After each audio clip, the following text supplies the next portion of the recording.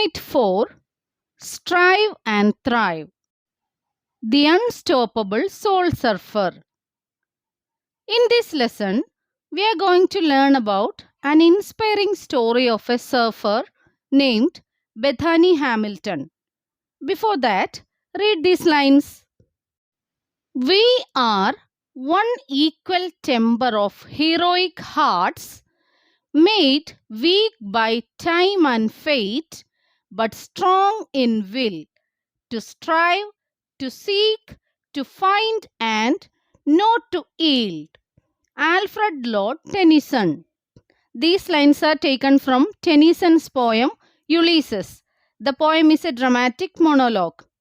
കൂട്ടുകാരെ, Alfred loan ടെനിസന്റെ Ulysses എന്ന പോയത്തിൽ നിന്നുള്ള വരികളാണ് തന്നിരിക്കുന്നത്. ഇതൊരു ഡ്രമാറ്റിക് മോണോലോഗാണ്. മോണോലോഗ് എന്ന് പറഞ്ഞാൽ ആത്മകഥം. ഗ്രീക്ക് ഹീറോയായ യുളീസസ് തൻ്റെ കമ്പാനിയൻസിനോട് പറയുന്ന കാര്യമാണ് ഈ വരികളിൽ തന്നിരിക്കുന്നത്. ട്രോജൻ വാറൊക്കെ കഴിഞ്ഞ് യുളീസസ്, അതായത് ഒഡീസിയസ്, തൻ്റെ രാജ്യത്തേക്ക് മടങ്ങി വരുന്നു. അതിനുശേഷമുള്ള അദ്ദേഹത്തിൻ്റെ ജീവിതത്തിൽ അദ്ദേഹം അത്ര സാറ്റിസ്ഫൈഡ് അല്ല. അപ്പോൾ ആ വാറിൽ അദ്ദേഹത്തോട് കൂടെ ഉണ്ടായിരുന്ന അദ്ദേഹത്തിൻ്റെ കമ്പാനിയൻസിനെ വൺ ലാസ്റ്റ് വോയേജിന് ക്ഷണിച്ചുകൊണ്ടുള്ള ഒരു പോയമാണ് ഈ യുളീസസ് എന്ന് പറയുന്ന പോയം. അപ്പോൾ ഇതിലെന്താണ് അദ്ദേഹം പറയുന്നത്? We are one equal temper of heroic hearts.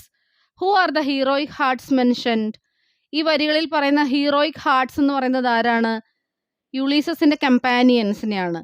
The sailors who journeyed with him during his legendary adventures.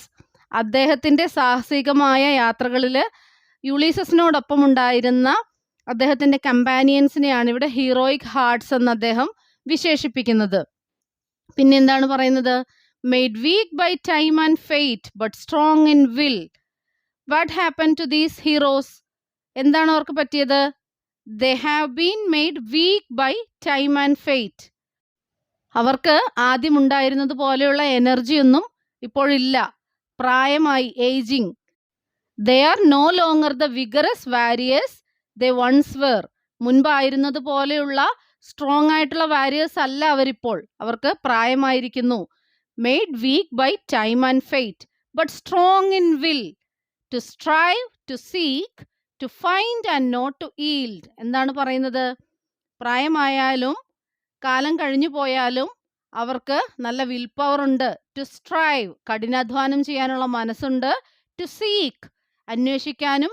To find, കണ്ടെത്താനും. ആൻഡ് നോട്ട് ടു ഈൽഡ്, കീഴടങ്ങാതിരിക്കാനുമുള്ള കരുത്ത് അവർക്ക് ഇപ്പോഴുമുണ്ട് എന്നാണ് ഈ കവിതയിലൂടെ യുളീസസ് പറയുന്നത്. ലൈഫിലുണ്ടാവുന്ന ചാലഞ്ചസിനെയൊക്കെ ധൈര്യപൂർവം നേരിട്ട് വിജയം കൈവരിക്കുന്നതിന് വേണ്ടിയുള്ള ഒരു ആഹ്വാനം കൂടിയാണ് ഈ കവിത. Ulysses represents the human desire to live life to the fullest and continually seek new challenges. പുതിയ വെല്ലുവിളികളെ അതിജീവിച്ച് ജീവിതം അതിൻ്റെ പൂർണ്ണതയിൽ ജീവിക്കാനുള്ള ഒരു ആഹ്വാനമാണ് ഈ കവിതയിലൂടെ നമുക്ക് ലഭിക്കുന്നത്. Look at this picture. What do you notice in this picture? A burned and withered tree trunk with a new bud bursting out. എന്താണ് കാണുന്നത് ചിത്രത്തിൽ? കത്തിക്കരിഞ്ഞ് ഉണങ്ങിയ ഒരു വൃക്ഷം, പക്ഷേ അതിൽ നിന്നൊരു പുതിയ നാമ്പ്, പുതിയ മുള പൊട്ടിയിരിക്കുന്നു. What does the new bud bursting out of the burned and withered tree trunk suggest? കൂട്ടുകാരെ, ഈ ചിത്രത്തിൽ കാണുന്ന ഈ ബേൺഡ് ആൻഡ് വിഥേർഡ് ആയിട്ടുള്ള ഈ ട്രീ ട്രങ്കിൽ നിന്ന് ഒരു പുതിയ മുള പൊട്ടിയിരിക്കുന്നു. എന്താണ് നമ്മോട് പറയുന്നത്? It's a bud of hope, ready to accept new challenges. അല്ലേ? പ്രതീക്ഷയുടെ ഒരു പുതിയ മുളയാണ് പൊട്ടിയിരിക്കുന്നത്. അല്ലേ? പ്രതീക്ഷയുടെ ഒരു പുതിയ മുള പൊട്ടിയിരിക്കുന്നു. അതെന്താണ്? എന്തിനു വേണ്ടി തയ്യാറാണത്? പുതിയ വെല്ലുവിളികളെല്ലാം അക്സെപ്റ്റ് ചെയ്യാൻ തയ്യാറാണ്. And what about this picture? Whom do you see in the picture? കൂട്ടുകാരെ, ഈ ചിത്രം ഒന്ന് നോക്കൂ. എങ്ങനെയുള്ള ആളുകളാണ് ഈ ചിത്രത്തിലുള്ളത്? We can see the people who are differently abled. ഭിന്നശേഷിയുള്ള ആളുകളെയാണ് നമ്മൾ ഈ ചിത്രത്തിൽ കാണുന്നത്. അല്ലേ? ഓരോരുത്തരെയും നോക്കൂ. അവരവരുടേതായ മേഖലകളിൽ അവരെല്ലാവരും സക്സസ്ഫുൾ ആണല്ലേ? എങ്ങനെയാണ് അവർ സക്സസ്സിലേക്ക് എത്തിച്ചേർന്നത്? their strong determination helped them to conquer the world. അവരുടെ സ്ട്രോങ് ആയിട്ടുള്ള ഡിറ്റർമിനേഷൻ, നിശ്ചയദാർഢ്യമാണ് അവരെ ഇപ്പോഴുള്ള അവരുടെ ഈ സ്ഥാനത്തേക്ക് അവരെ ഉയർത്തിക്കൊണ്ട് വന്നത്. What are the factors that make people succeed in life? ഒരാളെ ജീവിതത്തിൽ സക്സസ്ഫുൾ ആക്കാൻ സഹായിക്കുന്ന ഘടകങ്ങൾ എന്തെല്ലാമാണ്? People who survive adverse circumstances can thrive. Though born with tremendous potential, we may falter at certain points in life till our innate survival instincts pull us back on track. With it, we can conquer the world. എന്താണ് പറയുന്നത്? പ്രതികൂലമായ സാഹചര്യങ്ങളെ അതിജീവിച്ചാൽ മാത്രമേ ഒരാൾക്ക് ഉന്നതങ്ങളിലേക്ക് എത്തിച്ചേരാൻ സാധിക്കുകയുള്ളൂ. നമ്മളെല്ലാവരും പലതരത്തിലുള്ള കഴിവുകളോടെയാണ് ജനിക്കുന്നത്. We may falter at certain points in life. ചില സാഹചര്യങ്ങളിൽ നമ്മൾ പതറിപ്പോവാറുണ്ട്. ജീവിതത്തിന്റെ ചില സാഹചര്യങ്ങളിൽ പതറിപ്പോവും. Till our innate survival instinct. എന്നാലും നമ്മുടെ ഉള്ളിലുള്ള അതിജീവിക്കാനുള്ള ഒരു സഹജ വാസന മൂലം നമ്മളെ വീണ്ടും അത് തിരികെ കൊണ്ടുവരും. അങ്ങനെ ആ ട്രാക്കിലേക്ക് തിരിച്ചു വന്നാൽ മാത്രമേ നമുക്ക് ലോകം കീഴടക്കാൻ സാധിക്കുകയുള്ളൂ. Resilience is a key human attribute. Resilient individuals can bounce back from adversity and face challenges with determination. It is determination that helps us survive and thrive. എന്താണ് പറയുന്നത്? റെസീലിയൻസ്. എന്താണ് റെസീലിയൻസ് എന്ന് പറഞ്ഞാൽ? വെല്ലുവിളികളെ അതിജീവിച്ച് പൂർവ്വസ്ഥിതിയിലേക്ക് തിരിച്ചു വരിക. നമുക്ക് മുന്നിലുള്ള കടമ്പകളെല്ലാം ചാടിക്കടന്നുകൊണ്ട്, മറികടന്നുകൊണ്ട് തുടക്കത്തിലുണ്ടായിരുന്ന അതേ ഊർജത്തോടെ തിരികെ ട്രാക്കിലേക്ക് വരിക. അങ്ങനെയുള്ളവർക്ക് മാത്രമേ, വെല്ലുവിളികളെ അതിജീവിച്ച് നിശ്ചയദാർഢ്യമുള്ളവർക്ക് മാത്രമേ സർവൈവ് ചെയ്യാൻ കഴിയുകയുള്ളൂ. നിശ്ചയദാർഢ്യം ഒന്നുകൊണ്ട് മാത്രമേ ആളുകൾക്ക് ഉന്നതിയിലെത്താൻ സാധിക്കുകയുള്ളൂ. Consistent effort and resilience in the face of challenges are crucial for success. എന്തൊക്കെയാണ് വേണ്ടത്? സ്ഥിരമായ ഒരു അധ്വാനം വേണം, സ്ഥിരോത്സാഹം വേണം, പിന്നെ വെല്ലുവിളികളെ അതിജീവിച്ച് കൂടുതൽ ഊർജ്ജസ്വലതയോടെ ട്രാക്കിലേക്ക് വന്ന് കൂടുതൽ നിശ്ചയദാർഢ്യത്തോടെ മുന്നോട്ട് കുതിക്കുന്നവർക്ക് മാത്രമേ സക്സസ്ഫുൾ ആവാൻ സാധിക്കുകയുള്ളൂ എന്നാണ് പറയുന്നത്. Imagine the one thing you love to do the most. Now imagine out of nowhere something happens and you realize you may never be able to do it again. കൂട്ടുകാരെ, നിങ്ങൾക്ക് ചെയ്യാൻ ഏറ്റവും ഇഷ്ടമുള്ള ഒരു കാര്യം, അതിനെക്കുറിച്ചൊന്ന് ഇമാജിൻ ചെയ്യുക. എന്നിട്ടോ ഇനി ഒരിക്കലും അത് ചെയ്യാൻ കഴിയാതിരിക്കുന്ന ഒരു സാഹചര്യം വന്നതും നിങ്ങൾ ഇമാജിൻ ചെയ്യുക. How do you feel? Sad, angry, shell shocked? ഓടാൻ ഒത്തിരി ഇഷ്ടമുള്ള ഒരാൾ, പക്ഷെ ഇപ്പോഴത്തെ സാഹചര്യത്തിൽ ഇനി അയാൾക്ക് ഒരിക്കലും ഓടാൻ സാധിക്കില്ല. അങ്ങനെ ഒരവസ്ഥയിൽ നിങ്ങൾക്ക് എങ്ങനെയായിരിക്കും ഫീൽ ചെയ്യുക? സങ്കടമാണോ? ദേഷ്യമാണോ? നിങ്ങൾ ഷോക്ക്ഡ് ആയിരിക്കുമോ? എങ്ങനെയായിരിക്കും? For 13 years old Bethany Hamilton, the answer was all of the above. 13 വയസ്സ് മാത്രമുള്ള ബെഥനി ഹാമിൽട്ടന്റെ ജീവിതത്തിൽ എന്താണ് സംഭവിച്ചതെന്ന് നമുക്ക് കാണാം. The unstoppable soul surfer, Bethany Hamilton. It came literally out of the blue. I had no warning at all, not even the slightest hint of danger on the horizon. The water was crystal clear and calm. It was more like swimming in a pool rather than the deep ocean waters in Kauai, Hawaii, where I go almost every morning to surf with my friend Alana Blanchard or the other girls on the Hanalei girls surf team. The waves were small and inconsistent, and I was relaxing on my board with my right hand on the nose of the board and my left arm dangling in the cool water. I remember thinking, I hope the surf picks up soon, when suddenly there was a flash of grey. അപ്രതീക്ഷിതമായി, ഒരു മുന്നറിയിപ്പുമില്ലാതെ അപകടത്തിൻ്റെ ഒരു സൂചന പോലുമില്ലാതെ Bethany ഹാമിൽട്ടന്റെ ജീവിതത്തിലേക്ക് ഒരു അപകടം കടന്നു വന്നു.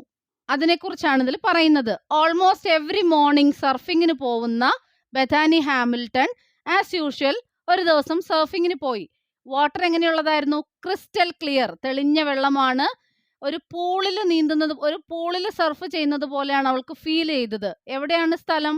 കവായി, ഹവായിലുള്ള കവായി എന്ന് പറയുന്ന സ്ഥലമാണ്.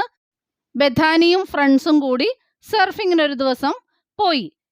ഓൾമോസ്റ്റ് അവള് എല്ലാ ദിവസവും അവിടെ തന്നെയാണ് പോകുന്നത്. ഫ്രണ്ടിന്റെ പേരാണ് Alana ബ്ലാൻചഡ്.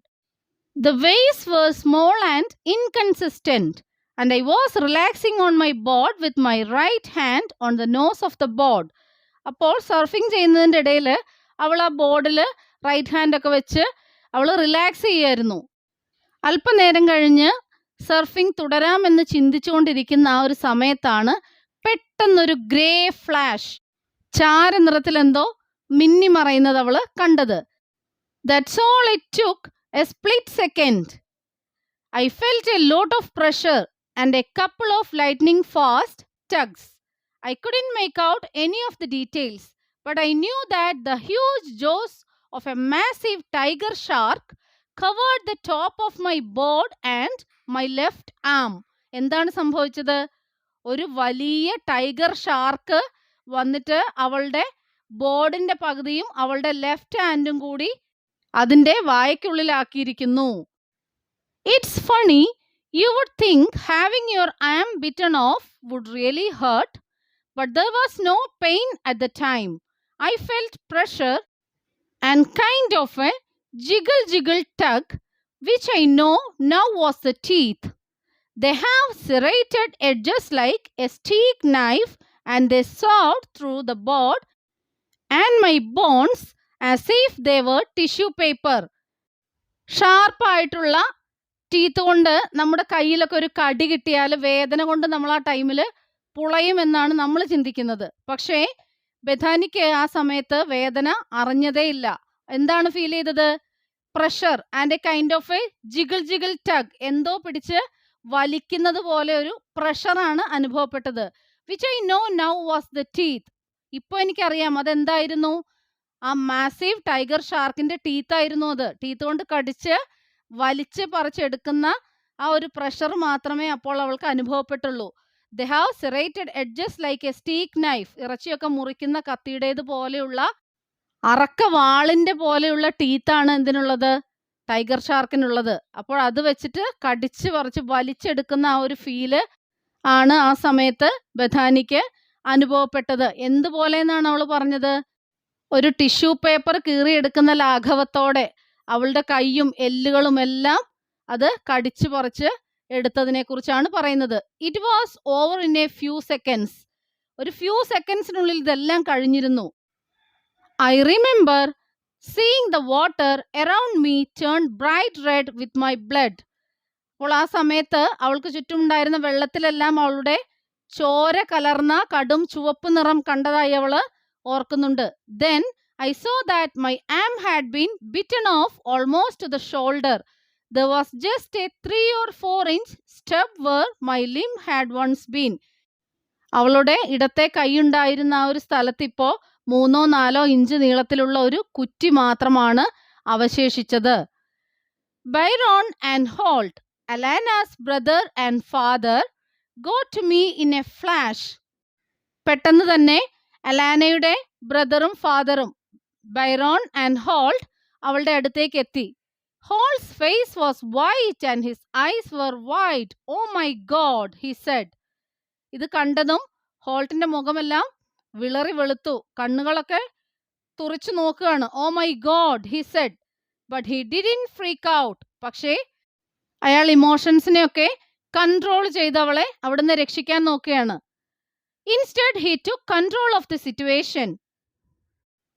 He pushed me by the tail of my board and I caught a small wave that washed me over the reef as I lay on my boat. Whatever emotions Holt, Byron and Elena were feeling, they kept inside. Nobody panicked or lost their head. അപ്പോൾ എന്താണ്? അവളെ പെട്ടെന്ന് കരക്കെത്തിക്കാനുള്ള അവരുടെ പ്രയത്നമാണ് നടത്തിയത്. അവരാരും തന്നെ പാനിക്കായില്ല. ഇത് കണ്ടിട്ട് സ്തംഭിച്ച് ആരും നിന്നില്ല. അപ്പോൾ വേണ്ട കാര്യങ്ങളൊക്കെ അവർ വളരെ കൃത്യമായി ചെയ്തു. My arm was bleeding badly, but not spewing blood like it should with a major artery open. കൈ നന്നായി ബ്ലീഡ് ചെയ്യുന്നുണ്ടായിരുന്നു, പക്ഷേ ധമനി പൊട്ടിപ്പോകുന്നത് പോലെ, ചീറ്റി ചോര വരുന്നത് പോലെയൊന്നും വന്നില്ല. പക്ഷേ നന്നായി എൻ്റെ കൈ bleed ആവുന്നുണ്ടായിരുന്നു. Holt took off his long grey sleeve rash guard and tied it around the stub of my arm really tight to act as a tourniquet. Holt told me to keep talking to him to make sure that I didn't pass out in the middle of the ocean. So I was talking, although I don't know about what, just answering his questions and praying out loud. എന്താണ് ചെയ്തത്? കൈ നന്നായി bleed ആവുന്നുണ്ടായിരുന്നു. അപ്പോൾ halt അദ്ദേഹത്തിൻ്റെ long grey sleeve rash കൊണ്ട് അവളുടെ ആ മുറിഞ്ഞിടത്ത് നന്നായി വരിഞ്ഞ് കെട്ടി, ഒരു ടൂണിക്കെ പോലെ. അതായത് ബ്ലീഡിങ് നിർത്താനുള്ള, ബ്ലീഡിങ് കുറയ്ക്കാനുള്ള ഒരു സംവിധാനം പോലെ മുറുക്കി ടൈറ്റാക്കി ആ ഭാഗത്ത് കെട്ടിവെച്ചു. എന്നിട്ട് ഹോൾട്ട് എന്ത് പറഞ്ഞു? Keep talking, സംസാരിച്ചുകൊണ്ടേയിരിക്കുക. എന്തിനെക്കുറിച്ചാണ് സംസാരിക്കുന്നതെന്നും അവൾക്ക് അറിയില്ലായിരുന്നു. ഹോൾട്ട് ചോദിച്ചതിനെല്ലാം അവൾ മറുപടി പറഞ്ഞുകൊണ്ടേയിരുന്നു, പ്രാർത്ഥിച്ചുകൊണ്ടേയിരുന്നു. ഉറക്കെ അവൾ പ്രാർത്ഥിച്ചുകൊണ്ടേയിരുന്നു. In the surgery room they hooked me up to lots of machines. It was doctor Rovinski who would be doing the first surgery, and he explained to both me and my mom how he would do it. You have lost your arm, Bethany, he said gently. Now the focus is on saving your life. അപ്പോൾ surgery റൂമിൽ അവളെ hospitalise ചെയ്തു. Surgery റൂമിൽ അവളെ ഒരുപാട് machines ഒക്കെ ആയിട്ട് connect ചെയ്തിട്ടിരിക്കുകയാണ്. അപ്പോൾ ഡോക്ടർ റോവിൻസ്കി അവളോട് എന്താണ് പറയുന്നത്? അവളോടും അവളുടെ മോമിനോടും പറയുകയാണ് ഫസ്റ്റ് സർജറിയെക്കുറിച്ച്, എന്താണ് ഇനി ചെയ്യാൻ പോകുന്നത് എന്നതിനെക്കുറിച്ച് എക്സ്പ്ലെയിൻ ചെയ്തു. എന്നിട്ട് ബഥാനിയോട് പറഞ്ഞു, ഒരു കൈ നഷ്ടപ്പെട്ടിരിക്കുന്നു, ഇനി എന്തിനാണ് ശ്രമിക്കുന്നത്? നിന്റെ ലൈഫ് സേവ് ചെയ്യാൻ, ജീവൻ രക്ഷിക്കാനാണ് ഇനി ശ്രമിക്കുന്നത് എന്ന് ഡോക്ടറോട് പറഞ്ഞു. My mom stayed by my side the whole time. മുഴുവൻ സമയവും എൻ്റെ അമ്മ എന്നോടൊപ്പം ഉണ്ടായിരുന്നു. My dad went out to deal with visitors and the ever growing number of reporters who heard what had happened to me and were eager to break my story. അപ്പോഴേക്കും ഈ സംഭവം അറിഞ്ഞ ഒരുപാട് വിസിറ്റേഴ്സ് വന്നു, റിപ്പോർട്ടേഴ്സൊക്കെ വന്നു. എന്താണ് അവൾക്ക് സംഭവിച്ചതെന്ന് അവർ റിപ്പോർട്ട് ചെയ്യാൻ വേണ്ടി, മാധ്യമങ്ങളിലേക്ക് വാർത്ത കൊടുക്കുവാൻ വേണ്ടി ഒരുപാട് ആളുകൾ വന്നു. അവരെയൊക്കെ അവളുടെ അച്ഛൻ ഡീൽ ചെയ്തു. In the hospital I would look over at the bandaged stump where my arm used to be and think, now what? In the hospital, സർജറിക്കൊക്കെ ശേഷം അവൾ ബാൻഡേജ്ഡ് ആയിട്ടുള്ള ആദ്യം അവളുടെ കൈ ഉണ്ടായിരുന്ന ഭാഗത്തെ ബാൻഡേജ് ഒക്കെ നോക്കി അങ്ങനെ ഇരിക്കുകയാണ്. എന്നിട്ട് ചിന്തിച്ചു, നൗ വാട്ട്? ഇനി എന്താണ്? ഇനി എന്ത്? For a while I doubted whether I would ever surf again. Everybody knows that it takes 2 arms to surf. I tried to tell myself, hey, I'm okay with this. I mean, suffering isn't everything, right? You'll find something else to do to have fun. കുറച്ച് സമയത്തിന് ശേഷം അവളിങ്ങനെ ആലോചിക്കുകയാണ്, I doubted whether I would ever surf again. എനിക്കിനി surfing ചെയ്യാൻ പറ്റുമോ? എല്ലാവർക്കും അറിയാം സർഫിങ് ചെയ്യണമെങ്കിൽ 2 കൈകളും വേണമെന്ന്. എന്നിട്ടോ അവളോട് തന്നെ പറയാണ്, I'm okay with this. ഞാൻ ഇപ്പോഴായിരിക്കുന്ന അവസ്ഥയിൽ ഓക്കെയാണ്. I mean, surfing isn't everything, right? ജീവിതത്തിൽ സർഫിങ് മാത്രമാണോ എല്ലാം? അല്ലല്ലോ. അപ്പോൾ you will find something else. മറ്റെന്തെങ്കിലും ഇതുപോലെ ഇനി ഒരു ഫണ്ടിന് വേണ്ടി മറ്റെന്തെങ്കിലും ഞാനിനി കണ്ടെത്തുമായിരിക്കും എന്ന് അവളോട് തന്നെ പറയാണ്. I want to be the best surf photographer in the world, I told my dad. അവളുടെ അച്ഛനോട് പറഞ്ഞു, എനിക്ക് ലോകത്തിലെ തന്നെ ഏറ്റവും മികച്ച സർഫ് ഫോട്ടോഗ്രാഫർ ആവണം. That was my way of saying, listen, I know my surfing days are over. He just nodded, I'm sure you will be. അവളുടെ അച്ഛനോട് പറയാണ്, എൻ്റെ സർഫിംഗ് ഡേയ്സ് ഒക്കെ കഴിഞ്ഞു, ഇനി ഞാൻ ഒരിക്കലും സർഫ് ചെയ്യില്ല. അപ്പോൾ അവളുടെ അച്ഛൻ തലയാട്ടിക്കൊണ്ട് പറയാണ്, യു വിൽ ബി, നിനക്ക് സാധിക്കും. And tried to smile. He knew what it meant as well. 2 കൈ ഉണ്ടായിരുന്ന ഒരാൾ പെട്ടെന്ന് ഒരു കൈയില്ലാതാവുക, ആ ആൾ ചെയ്തുകൊണ്ടിരുന്ന കാര്യങ്ങൾ ഇനി ഒരിക്കലും ചെയ്യാൻ കഴിയുകയില്ല എന്നുള്ളൊരു തോന്നൽ, അതിൽ നിന്ന് ഉണ്ടാവുന്ന സംഭാഷണങ്ങളാണ് അച്ഛനോട് ബദനി പറഞ്ഞുകൊണ്ടിരിക്കുന്നത്. ഇനി ഒരിക്കലും അവൾക്ക് സർഫ് ചെയ്യാൻ കഴിയില്ല എന്നുള്ളൊരു തോന്നൽ. അപ്പോൾ അച്ഛൻ തലയാട്ടിക്കൊണ്ട് പറയാണ്, no, I'm sure you will be, നിനക്ക് കഴിയും. അവളെ ആത്മവിശ്വാസം കൊണ്ട് നിറയ്ക്കാനാണ് അദ്ദേഹം അവിടെ ശ്രമിക്കുന്നത്. But by Saturday I changed my mind and started thinking about going surfing again. പക്ഷെ സാറ്റർഡേ ഒക്കെ ആയപ്പോഴേക്കും അവൾ അവളുടെ മനസ്സൊക്കെ മാറ്റി. Started thinking about going surfing again. ഈ ഒരു കൈയും വെച്ച് സർഫിങ്ങിന് പോകുന്നതിനെ കുറിച്ചൊക്കെ അവള് ആലോചിച്ചു തുടങ്ങി. I was feeling better, my mind was less foggy. ആദ്യം അവൾക്ക് കുറച്ച് കൺഫ്യൂഷനൊക്കെ ആയിരുന്നു. ഇനി ഒരു കൈ കൊണ്ട് ഞാൻ എങ്ങനെയാണ് സർഫ് ചെയ്യാൻ പോവുക, എനിക്കിനി ഒരിക്കലും അത് സാധിക്കില്ല. പിന്നീട് അവൾക്ക് ആ ചിന്തയൊക്കെ മാറി. രണ്ടാമത് അവൾ സർഫിങ്ങിന് പോകുന്നതിനെ കുറിച്ച് ആലോചിച്ച് തുടങ്ങി. അപ്പോൾ അവളുടെ മൈൻഡിൽ നിന്ന് കൺഫ്യൂഷനൊക്കെ കുറച്ച് കുറഞ്ഞു തുടങ്ങി. And there were so many people coming to see me and give me pep talks. കുറേ ആളുകൾ അവളെ കാണുവാൻ വന്നു, ലഘു സംഭാഷണങ്ങളൊക്കെ നടത്തി. അവരെല്ലാം അവളെ പോസിറ്റീവായിട്ട്, അവളെ ആത്മവിശ്വാസം നിറച്ചു അവളിൽ. I put on a brave face for everyone, but I can't pretend it didn't get to me at times. ഞാൻ എല്ലാവർക്കും മുൻപിലും ഒരു ബ്രേവ് ഗേൾ ആയിട്ട് പ്രിറ്റൻഡ് ചെയ്തു, അഭിനയിച്ചു. It didn't get to me at times. ചില സമയങ്ങളിലൊന്നും അവൾക്ക് അതിന് കഴിഞ്ഞിരുന്നില്ല. If I ever did start to get blue, I had my brothers to pull me back. അവൾ എപ്പോഴെങ്കിലും നിരാശപ്പെട്ടിരിക്കുമ്പോൾ അവളുടെ അടുത്തേക്ക് അവളുടെ ബ്രദേഴ്സ് വന്നു. They were laid back as always. They never let me know their horror or see their pain or fear. അവരുടെ പെയിനോ വേദനയോ ഭയമോ ആശങ്കയോ ഒന്നും ഇവളുടെ മുൻപിൽ അവർ കാണിച്ചില്ല. പിന്നെയോ അവൾക്ക് സപ്പോർട്ടായിട്ട് എപ്പോഴും അവരുടെ ബ്രദേഴ്സ് കൂടെ ഉണ്ടായിരുന്നു. Timothy was always joking. Timothy എപ്പോഴും തമാശകൾ പറഞ്ഞുകൊണ്ടേയിരുന്നു. And Noah was my biggest protector. എൻ്റെ ഏറ്റവും വലിയ സംരക്ഷകനായിട്ട് ആര് കൂടെ നിന്നു? നോവ കൂടെ നിന്നു. They were so strong and that help me be strong too. അവർ വളരെ ശക്തരായി തന്നെ എൻ്റെ കൂടെ നിന്നു, അതാ എന്നെയും ശക്തയാക്കി. Before I got out of the hospital, in fact by the second day of my 1 week stay, I was talking differently about the possibility of surfing again. My whole family stood behind me and tried to encourage me as much as possible. My parents had no doubt that I probably could figure out a way to get up on a board, but I knew they felt my competitive days were over. Bethany, I'm sure you can do whatever you put to your mind to, my dad told me.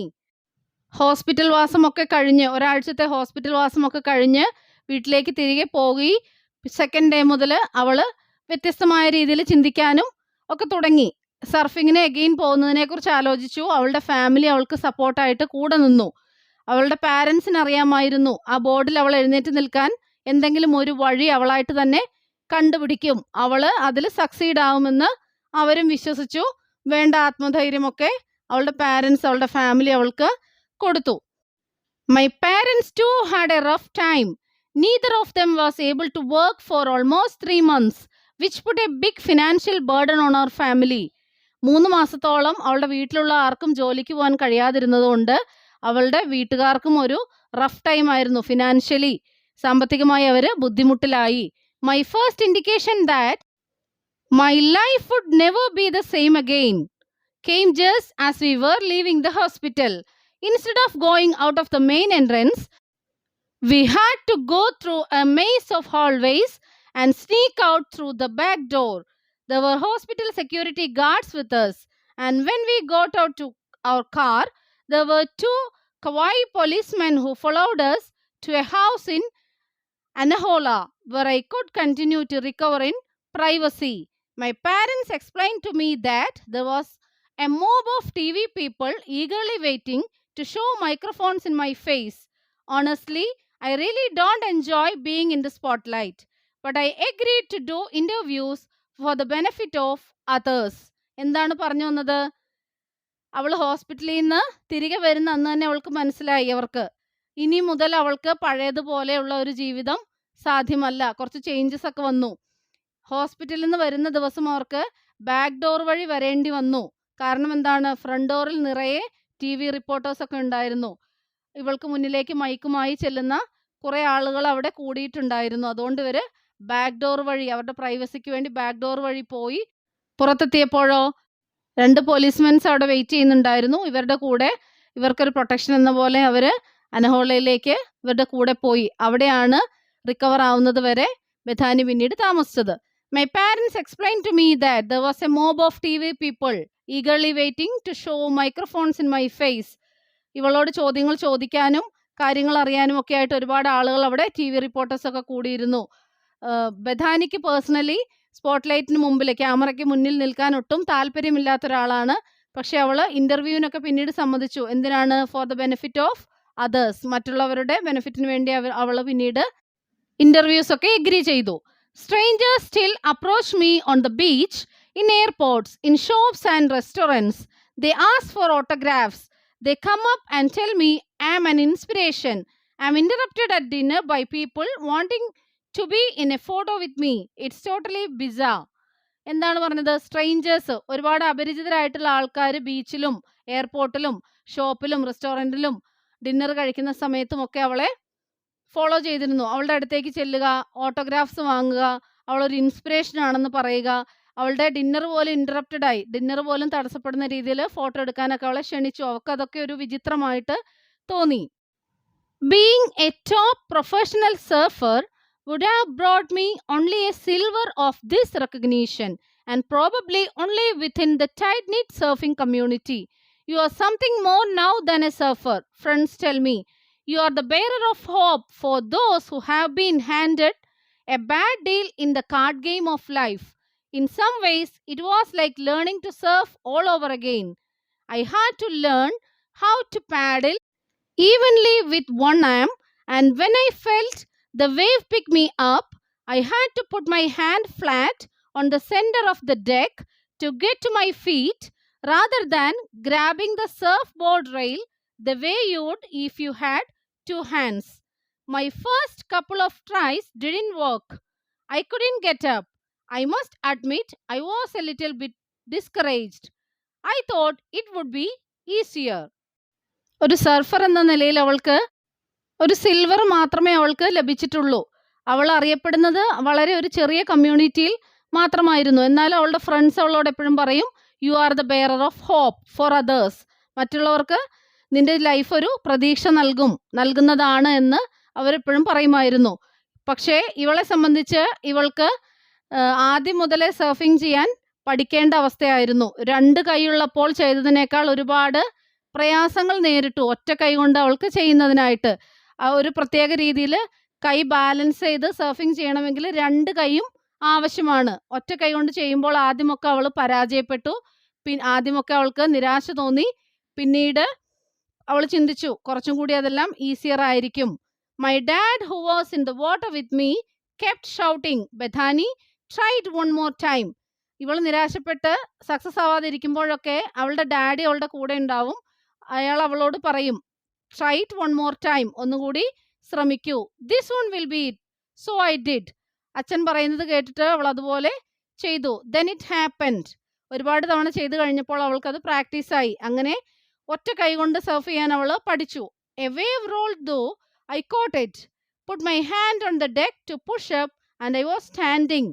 അങ്ങനെ വളരെയേറെ സമയത്തെ പരിശ്രമത്തിന് ശേഷം അവൾക്കത് സാധിച്ചു. I guess I started getting the technique wired after that. ഒരുപാട് നേരത്തെ പരിശ്രമം വിജയം കണ്ടു, അവൾക്കത് സാധിച്ചു.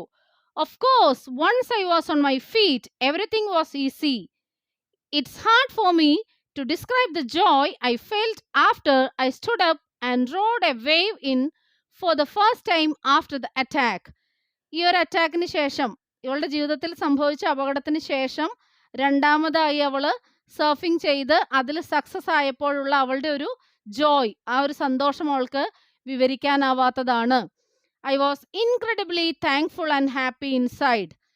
അവൾ ഇൻക്രെഡിബിളി താങ്ക്ഫുൾ, നന്ദിയുള്ളവളും വളരെയധികം അവൾക്ക് സന്തോഷവും തോന്നി. The tiny bit of doubt that would sometimes tell me you will never surf again. സംശയത്തിൻ്റെ ഒരു കുഞ്ഞു ബിറ്റ് അവളുടെ ഉള്ളിൽ ഉണ്ടായിരുന്നു. You will never surf again എന്ന് പറയുമായിരുന്നു. Was gone in one wave. ഒരൊറ്റ തിരമാലയിൽ അത് എന്ത് ചെയ്തു? അത് മുങ്ങിപ്പോയി. Even though I was all wet, I felt tears of happiness trickling down my face. ഞാൻ മുഴുവനെ നനഞ്ഞിരുന്നാലും I felt tears of happiness, സന്തോഷത്തിൻ്റെ കണ്ണുനീര് എൻ്റെ കണ്ണിലൂടെ, എൻ്റെ ചീക്കിലൂടെ അരിച്ചിറങ്ങുന്നത്, എൻ്റെ ഫേസിലേക്ക് അരിച്ചിറങ്ങുന്നത് ഞാൻ അറിഞ്ഞു. In 2010, Bethany story was made into a Hollywood film Soul Surfer. 2010 ബഥാനിയുടെ സ്റ്റോറി ഒരു ഹോളിവുഡ് മൂവി ആയിട്ട് വന്നിരുന്നു. ആ മൂവിയുടെ പേരാണ് Soul Surfer. Slightly adapted and abridged. Bethany ഹാമിൽട്ടന്റെ ഓട്ടോബയോഗ്രഫിയിൽ നിന്ന് എടുത്തിട്ടുള്ള ഒരു ഭാഗമാണ് ഈ പാഠഭാഗം. ബാക്കി ഭാഗവുമായി മറ്റൊരു വീഡിയോയിൽ വീണ്ടും കാണാം. Thank you.